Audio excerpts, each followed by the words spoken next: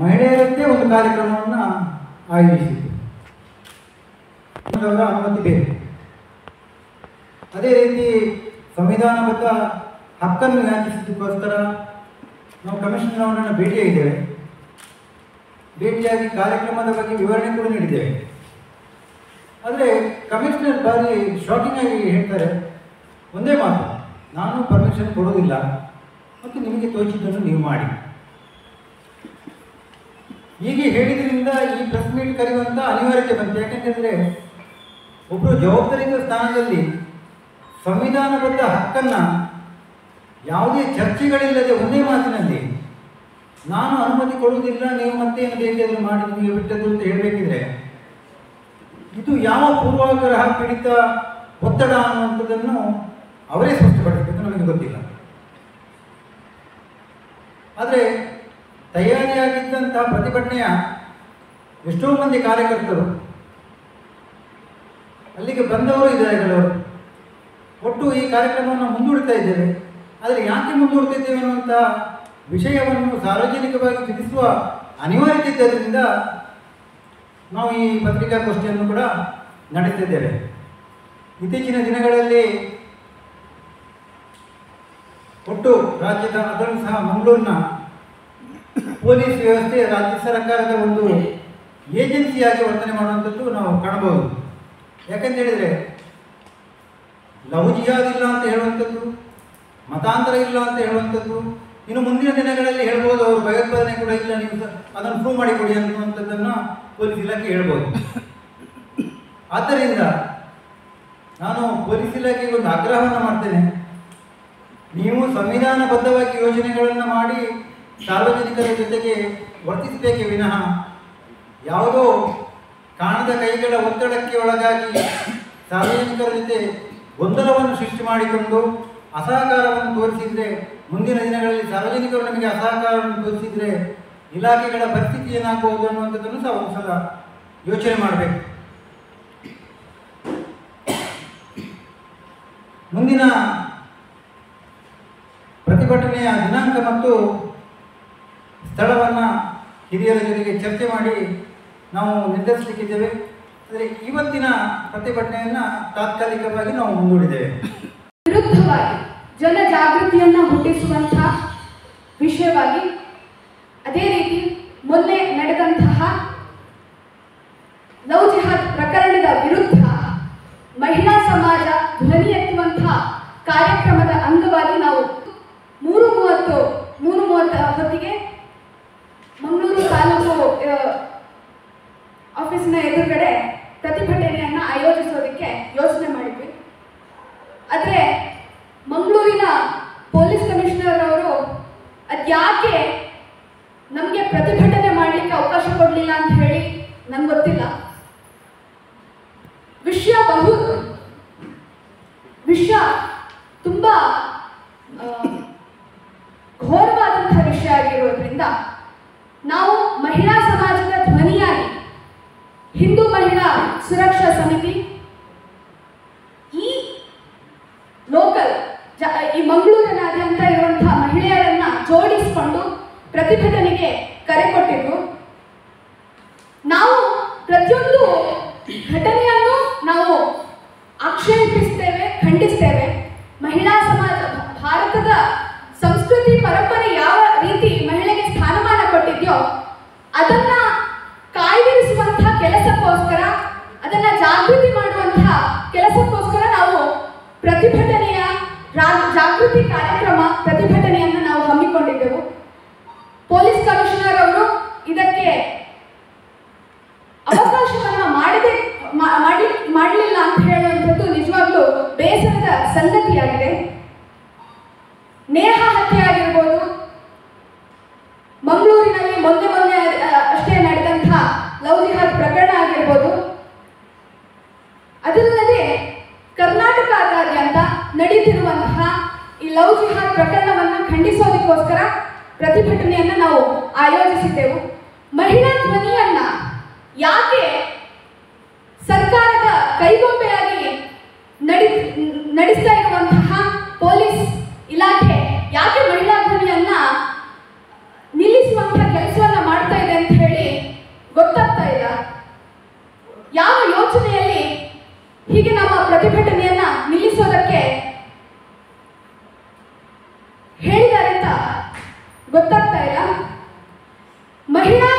ಜಾಗೃತಿಯನ್ನ ಮೂಡಿಸೋದಕ್ಕೋಸ್ಕರ ಕೇವಲ ಮಹಿಳೆಯರೇ ತಮಗಾಗಿ ಧ್ವನಿಯನ್ನ ಎತ್ತುವಂತಹ ವಿಷಯವಾಗಿ ನಾವು ಪ್ರತಿಭಟನೆಗೆ ಕರೆ ಕೊಟ್ಟಿದ್ವಿ. ಇವತ್ತು ಜಾಗೃತರಾಗದಿದ್ರೆ ಮತ್ತೆ ಯಾವಾಗ ಜಾಗೃತ ಆಗೋದು? ನಮ್ಮ ಧ್ವನಿಯನ್ನ ನಮ್ಮ ಮೇಲೆ ಇಂತಹ ಅನಾಚಾರಗಳು ಆಗುವಾಗ, ಮಹಿಳಾ ಸಮಾಜದ ಮೇಲೆ ಇಂತಹ ಮತಾಂತರ ಆಗಿರ್ಬೋದು, ಲವ್ ಜಿಹಾದ್ ಅನ್ನುವಂತಹ ವಿಷಯಗಳು ಪ್ರಕರಣಗಳು ಬಂದಾಗ ನಾವಲ್ಲದೆ ಮತ್ತಾರು ಮಾತಾಡೋದಕ್ಕೆ ಸಾಧ್ಯ? ಪ್ರತಿಭಟನೆಗೆ ಅವಕಾಶ ಕೊಡಲಿಲ್ಲ ಅಂತ ಹೇಳಿದ್ದಾರೆ. ನಿಜವಾಗ್ಲೂ ಪಬ್ಲಿಕ್ ಪಾಲಿಸಿಯ ವಿರುದ್ಧವಾಗಿ ನಾವೇನು ಮಾಡ್ತಾ ಇಲ್ಲ. ನಾವು ಪಬ್ಲಿಕ್ ಪಾಲಿಸಿಯ ವಿರುದ್ಧ ಯಾರಾದ್ರೂ ಮಾಡ್ತಾರೆ ಅಂತ ಹೇಳುವಾಗ ಅದಕ್ಕೆ ವಿರೋಧವಾಗಿ ನಮ್ಮ ಪ್ರತಿಭಟನೆಯನ್ನ, ನಮ್ಮ ಧ್ವನಿಯನ್ನ ಎತ್ತಿ ಹಿಡಿಯೋದಕ್ಕೋಸ್ಕರ ನಾವು ಪ್ರತಿಭಟನೆಗೆ ಕರೆ ಕೊಟ್ಟಿದ್ವಿ. ಒಬ್ಬ ಪಬ್ಲಿಕ್ ಸರ್ವೆಂಟ್ ಆಗಿ ಪಬ್ಲಿಕ್ ಪಾಲಿಸಿ ವಿರುದ್ಧ ಪಬ್ಲಿಕ್ ಪಾಲಿಸಿ ವಿರುದ್ಧ ಘಟನೆಗಳು ನಡೆಯುವಾಗ ಅದಕ್ಕೆ ನಾವು ಪ್ರತಿಭಟನೆಯನ್ನ ಮಾಡ್ತೇವೆ ಅಂತ ಹೇಳುವುದಕ್ಕೆ ಅವಕಾಶ ಮಾಡಿಕೊಡದಿದ್ರೆ ನಿಜವಾಗ್ಲೂ ಇಂಥ ಪ್ರಕರಣಗಳು ಮುಂದೆ ಕೂಡ ನಡೀಬಹುದು. ಆ ಜಾಗೃತಿ ಕಾರ್ಯಕ್ರಮಕ್ಕೆ, ಜಾಗೃತಿ ಪ್ರತಿಭಟನೆಗೋಸ್ಕರ ಮುಂದೆ ಆದರೂ ನಮ್ಮ ಪೊಲೀಸ್ ಕಮಿಷನರ್ ಅವರು ಅವಕಾಶವನ್ನು ಕೊಡಬೇಕು. ಭಾರತ ಮಹಿಳೆಯರನ್ನ ದೇವತಾ ರೂಪದಲ್ಲಿ ಕಂಡುಕೊಂಡು ಬಂದಿದೆ. ಅಹಿಂಸಾ ಹಿ ಪರಮೋ ಧರ್ಮ ಅಂತ ಹೇಳಿ ಬಂದಂತಹ ದೇಶ ನಮ್ಮದು. ಮಹಿಳೆಗೆ ಬೇಕಾದಂತಹ ಸ್ಥಾನಮಾನವನ್ನ ಕೊಡ್ಲಿಕ್ಕೋಸ್ಕರ ನಿರಂತರ ಪ್ರತಿಭಟನೆಗಳು, ನಿರಂತರ ಕಾರ್ಯಕ್ರಮಗಳು ಈ ಭಾರತದಲ್ಲಿ ನಡೆದಿದೆ. ಅಂತಹ ಭಾರತದಲ್ಲಿ ಮಹಿಳೆಯ ಮೇಲೆ ಅತ್ಯಾಚಾರ, ಅನಾಚಾರ, ಮತಾಂತರ, ಕೊಲೆ ಈ ರೀತಿ ಆಗುವಾಗ ನಾವೇ ಹೇಳ್ಬೇಕು. ನಮ್ಮ ಧ್ವನಿಯನ್ನ ಹತ್ತಿಕ್ಕುವಂತಹ ಕೆಲಸವನ್ನ ಮಾಡಬೇಡಿ. ರಾಜ್ಯ ಸರ್ಕಾರಕ್ಕೆ ಸ್ಪಷ್ಟ ಸಂದೇಶವನ್ನ ಕೊಡ್ಲಿಕ್ಕೆ ನಾವು ಹೊರಟಿದ್ದೇವೆ. ನಮ್ಮ ಧ್ವನಿಯನ್ನ ನೀವು ಯಾವುದೇ ಕಾರಣಕ್ಕಾಗಿ ಹತ್ತಿಕ್ಕಲಿಕ್ಕೆ ಸಾಧ್ಯವೇ ಇಲ್ಲ. ಯಾಕೆಂತ ಹೇಳಿದ್ರೆ ನಾವು ಅನಾಚಾರದ ವಿರುದ್ಧ, ಯಾರು ಈ ನೆಲದ ಸಂಸ್ಕೃತಿಯನ್ನ ಒಪ್ಪದೇ ಇರುವಂತಹವರು, ತಮ್ಮ ಸಿದ್ಧಾಂತವನ್ನ ಬೇರೆಯವರ ಮೇಲೆ ಹೇರಿಸುವಂಥವರು, ಅದಕ್ಕೋಸ್ಕರ ಕೊಲೆಯನ್ನ ಮಾಡುವಂಥದ್ದು, ಮತಾಂತರವನ್ನು ಮಾಡುವಂಥದ್ದು, ಈ ಎಲ್ಲ ಪ್ರಕರಣಗಳನ್ನ ಮಾಡದೇ ಇರೋದಕ್ಕೋಸ್ಕರ ಜನಜಾಗೃತಿಯನ್ನ ಹುಟ್ಟಿಸುವಂತಹ ಕಾರ್ಯಕ್ರಮವನ್ನು ನಡೆದಾಗ ಅದಕ್ಕೆ ಸಪೋರ್ಟ್ ಮಾಡಬೇಕು. ರಾಜ್ಯ ಸರ್ಕಾರ ಈ ನಿಟ್ಟಿನಲ್ಲಿ ರಾಜಕಾರಣ ಮಾಡಿದೆ. ಇದಕ್ಕೆ ಸರಿಯಾದ ಒಂದು ಅಂತ್ಯವನ್ನು ಹಾಕಲಿಕ್ಕೋಸ್ಕರ ಮುಂದೆಂದೂ ಇಂತಹ ಘಟನೆ ಮರುಕಳಿಸದ ಹಾಗೆ ತೀವ್ರ ರೀತಿಯ ನಿರ್ದಾಕ್ಷಿಣ್ಯ ಕ್ರಮವನ್ನ ಕೈಗೊಳ್ಳಬೇಕು ಅಂತ ಹೇಳಿ ಈ ಮೂಲಕ ಕೇಳ್ಕೊಳ್ತಿದ್ದೇವೆ. ನಾವು ಮಾತ್ರ ಪರ್ಮಿಷನ್ ನೇರವಾಗಿ ಕೊಡ್ಲಿಕ್ಕೆ ಆಗುದಿಲ್ಲ ಅಂತ ಹೇಳಿದ್ರೆ ಬಹುಶಃ ನಾವು ಇವತ್ತು ಅನ್ಕೊಳ್ಬೇಕು, ಇವರು ಇದರ ಹಿಂದೆ ಇರುವಂತ ಕೈವಾಡ ಏನು ಅಂತ. ದಯವಿಟ್ಟು ನಮ್ಮ ಮಹಿಳಾ ಇಡೀ ಸಮಾಜ ಒಂದು ಪ್ರತಿಭಟಿಸುವ ಹಕ್ಕನ್ನ ನಮ್ಮನ್ನ ಗಮನಿಸ್ತಾರೆ ಅಂತ ಹೇಳಿದ್ರೆ, ಹಕ್ಕನ್ನ ನಮಗೆ ನೀಡ್ತಾ ಇಲ್ಲ ಅಂತಂದ್ರೆ ಇದಕ್ಕಿಂತ ವಿಪರ್ಯಾಸ ಸಂಗತಿ ಇನ್ನೇನಿದೆ? ಹಾಗಾದ್ರೆ ಮಹಿಳೆಯರಿಗೆ ಎಲ್ಲಿದೆ ಸುರಕ್ಷೆ? ನಮ್ಮ ರಾಜ್ಯದಲ್ಲಿ ಎಲ್ಲಿದೆ ಸುರಕ್ಷೆ? ಇಷ್ಟೊಂದು ವಾತಾವರಣದಲ್ಲಿ ಇಷ್ಟೊಂದು ಅವಘಡಗಳು ಆಗ್ತಾ ಇದೆ, ಸನ್ನಿವೇಶಗಳು ನಡೀತಾ ಇದೆ, ಆದ್ರೂ ಕೂಡ ಮಹಿಳೆಯರಿಗೆ ಸುರಕ್ಷತೆ ಇಲ್ಲ. ಅಷ್ಟೊಂದು ಹಣವನ್ನ ಬಿಡುಗಡೆ ಮಾಡ್ತಾರೆ ಮಹಿಳಾ ಸುರಕ್ಷತೆಗಾಗಿ. ಎಲ್ಲಿ ಸುರಕ್ಷತೆ? ಪ್ರತಿಭಟಿಸುವ ಹಕ್ಕೇ ಇಲ್ಲ ಅಂತಂದ್ರೆ ಪೊಲೀಸ್ ಇಲಾಖೆಗಳು ಇರುವಂಥದ್ದು ಯಾಕೆ? ನಾವು ಆರಕ್ಷದ ಠಾಣೆ ಅಂತ ಯಾಕೆ ಹೇಳ್ತೀವಿ? ನಮ್ಮನ್ನ ರಕ್ಷಣೆ ಕೊಡ್ಲಿಕ್ಕೆ ಇರುವಂತ ನಮಗೆ ಸಹೋದರರು, ಅವರ ಕಡೆಯಿಂದ ನಮಗೆ ರಕ್ಷಣೆ ಕೊಡಬೇಕು. ಅವರಲ್ಲಿ ಪರ್ಮಿಷನ್ ಕೊಡ್ತಾ ಇಲ್ಲ ಅಂದ್ರೆ ಯಾರು ಪ್ರಶ್ನೆ ಮಾಡಬೇಕಿದು? ನೇರವಾಗಿ ಹೊಣೆ ಯಾರಿತ್ತು? ಸರ್ಕಾರ ತಾನೇ. ಅವ್ರಿಗೆ ಬೇಕಾದಂಗೆ ಮಾಡ್ತಾರೆ. ಇಲ್ಲಿ ಜೈ ಶ್ರೀರಾಮ್ ಹೇಳಬಾರ್ದು, ಬೋಲೋ ಭಾರತ್ ಮಾತಕ್ಕೆ ಜೈ ಅಂತ ಹೇಳಬಾರ್ದು. ನಮ್ಮ ಹಕ್ಕನ್ನ ಯಾವ ರೀತಿಯಲ್ಲಿ ಕೂಡ ಯಾರೂ ಕಸಿದುಕೊಳ್ಳಿಕ್ಕೆ ಅವಕಾಶ ಇಲ್ಲ. ಆ ಹಕ್ಕು ಯಾವುದಂದ್ರೆ ಪ್ರತಿಭಟಿಸುವಂತ ಹಕ್ಕು. ಸಮಾಜಕ್ಕೆ ವಿರುದ್ಧವಾಗಿ ಕೂಡ ಲವ್ ಜಿಹಾದ್ ಬಗ್ಗೆ ವಿರೋಧವನ್ನು ವ್ಯಕ್ತಪಡಿಸಿಲ್ಲ. ಬಹುಶಃ ಇವತ್ತು ಸಮಾಜದ ಉದ್ದಗಲಕ್ಕೂ ಇರುವಂತಹ ಮಹಿಳೆಯರು, ಹೆಣ್ಮಕ್ಕಳು, ವಿಶೇಷವಾಗಿ ಹೆತ್ತವರು, ಬೆಳಗ್ಗೆ ನಾವು ನಮ್ಮ ಹೆಣ್ಮಕ್ಕಳನ್ನು ಕಾಲೇಜಿಗೆ ಶಾಲೆಗೆ ಕಳಿಸ್ತೇವೆ ಅಂತಾದರೆ ಸಾಯಂಕಾಲ ಅವರು ಮನೆಗೆ ಹಿಂದಿರುಗಿ ಬರುತ್ತಾರೋ ಇಲ್ವೋ ಎನ್ನುವ ಒಂದು ಭಯದ ವಾತಾವರಣ ನಮ್ಮ ಸಮಾಜದಲ್ಲಿದೆ. ನಮಗೆಲ್ಲರೂ ಗೊತ್ತಿದೆ. ಪ್ರತಿಯೊಬ್ಬ ಮಹಿಳೆಯರು ಜಾಗೃತರಾಗಬೇಕು, ಹೆತ್ತವರು ಜಾಗೃತರಾಗಬೇಕು. ಅದರೊಂದಿಗೆ ಒಂದು ಕೇವಲ ಇದು ಮಹಿಳೆಯರಿಗೆ ಸಂಬಂಧಪಟ್ಟ ಪ್ರತಿಭಟನೆ ಅಲ್ಲ, ಇದು ಇಡೀ ನಮ್ಮ ಸಮಾಜದ ಎಲ್ರಿಗೂ, ನಮ್ಮ ಸಹೋದರರು ಸೇರಿಕೊಂಡು ಮಾಡುವಂಥ ಪ್ರತಿಭಟನೆ. ಯಾಕಂದರೆ ಮಹಿಳೆಯರು ಜಾಗೃತರಾಗಬೇಕು ಅಂತ. ಇವತ್ತು ಕುಂಕುಮವನ್ನು ಹಣೆಗೆ ಧರಿಸ್ಕೊಂಡು, ಕೇಸರಿ ವಸ್ತ್ರವನ್ನು ಧರಿಸಿಕೊಂಡು ಲವ್ ಜಿಹಾದಲ್ಲಿ ಪ್ರಕ್ರಿಯೆಯನ್ನು ಮಾಡುವಂತಹ ಯುವಕರು ಇವತ್ತು, ಅದು ಯಾವ ಸಮುದಾಯ ಅಂತ ಹೇಳುವುದಿಲ್ಲ, ಯಾಕಂದ್ರೆ ಇಡೀ ಜಗತ್ತಿಗೆ ಗೊತ್ತಿದೆ ಲವ್ ಜಿಹಾದ್ ಪ್ರಕ್ರಿಯೆಯಲ್ಲಿ ಯಾರು ತೊಡಗಿಸಿಕೊಂಡಿದ್ದಾರೆಂದು. ಅದರ ಬಗ್ಗೆ ನಾವು ಪ್ರತಿಭಟಿಸಲಿಕ್ಕೆ, ವಿರುದ್ಧವಾಗಿ ಪ್ರತಿಭಟಿಸಬೇಕು. ನಾವು ಮಹಿಳೆಯರು ಒಂದಷ್ಟು ನಮ್ಮ ಧ್ವನಿಯನ್ನು ಎತ್ತಬೇಕು ಅಂತ ಇವತ್ತು ಸಮಿತಿ ಒಂದು ಪ್ರತಿಭಟನೆ ಕಾರ್ಯಕ್ರಮವನ್ನು ಹಮ್ಮಿಕೊಂಡಿದೆ. ಪ್ರಜಾಪ್ರಭುತ್ವ ವ್ಯವಸ್ಥೆಯಲ್ಲಿ ನಾವು ಸಂವಿಧಾನಬದ್ಧವಾಗಿ ನಾವು ಇವತ್ತು ನಮಗೆ ಅವಕಾಶ ಕೊಡಿ.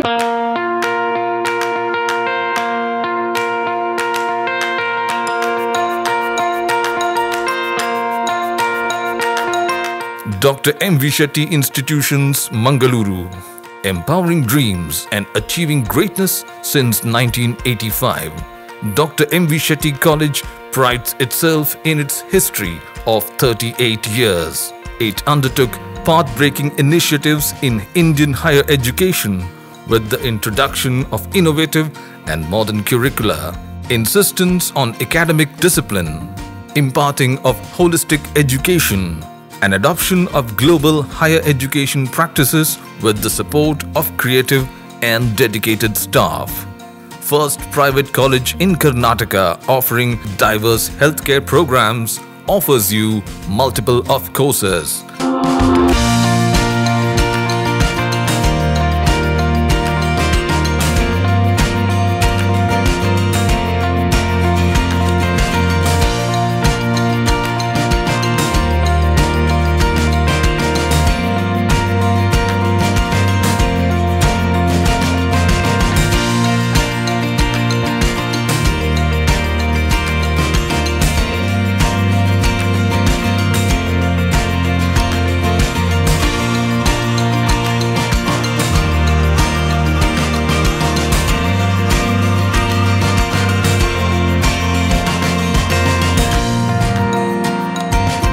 Dr. M.V. Shetty Institutions is a nurturing ground for an individual's holistic development to make effective contribution to the society in a dynamic environment. Dr. M.V. Shetty Institutions, Kavu Road, Vidyanagar, Mangaluru, Karnataka 575013. Contact 0824 248 1048, 0824 248 1096. Website www.mvshettycolleges.edu.in. ಸುದ್ದಿ channel, ಕ್ಷಣ ಕ್ಷಣದ ಸುದ್ದಿಗಾಗಿ